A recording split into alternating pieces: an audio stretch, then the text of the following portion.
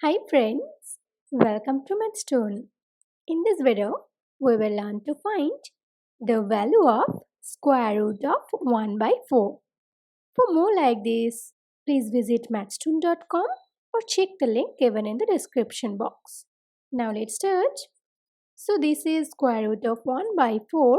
Now we will rewrite it as square root of 1 by square root of 4. Here we have used the rule of thirds, which is square root of a by b is equal to square root of a by square root of b.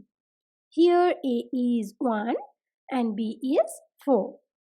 Now as square root of 1 is 1 and square root of 4 is 2, so we get this equal to 1 by 2. So finally we get square root of 1 by 4 is 1 by 2. And this is our final answer. Thank you for watching. Please like and share this video if you find it useful. Leave a comment in the comment box. Do not forget to subscribe this channel.